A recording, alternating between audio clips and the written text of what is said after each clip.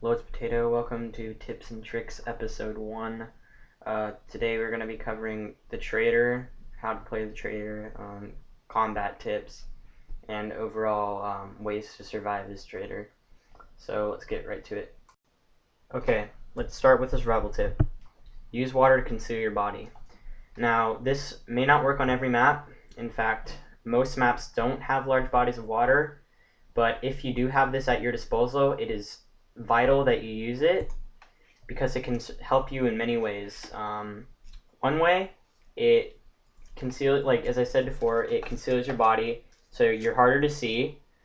Two, it'll muffle your shots so you're harder to trace. And three, you can get around the map a lot easier in water. You don't have any obstacles.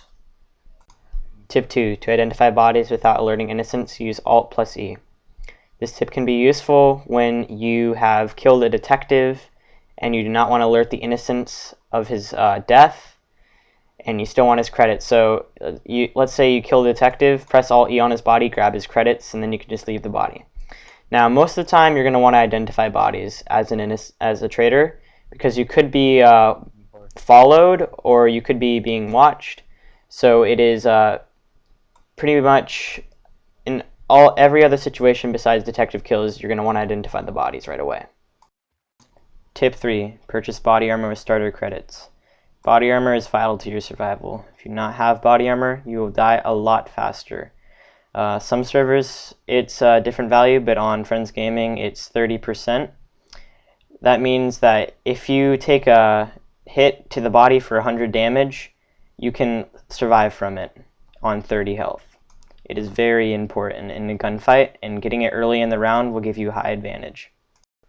Tip 4. After executing a kill, look away from the body. When a body drops, people are going to want to know who killed the person immediately, and if you aren't looking at that body, they probably won't suspect you.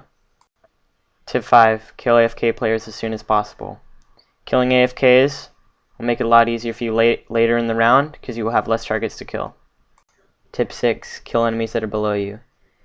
Anyone who's below you is going to be a lot easier to kill for two reasons. One reason, you can get a headshot, and two, they're going to have trouble finding where they're getting shot from.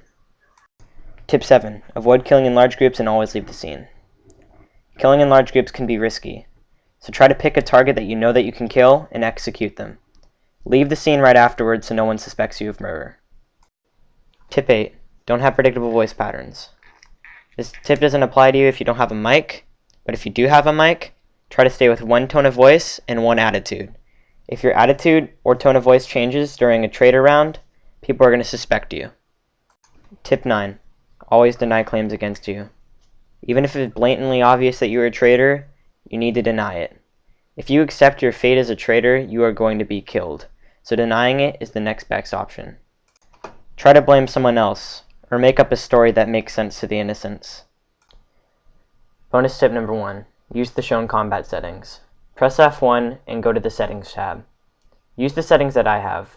They have worked very well for me, especially the crosshair size. Lowering your crosshair size will make you more accurate. Fast weapon switch may be hard to get used to, but it can make you a lot faster in combat. Being able to switch weapons in a split second is very useful. Bonus tip number 2. Use weapons that accommodate your map. If you're on a map with a lot of open spaces, you're going to want to use a rifle or an assault rifle. If you go up against someone with a shotgun at long range, you're going to win the gunfight, hands down. I hope this video was helpful. I will be covering the innocent in the next video in this series. Stay tuned. Thanks for watching. This is Potato Stick.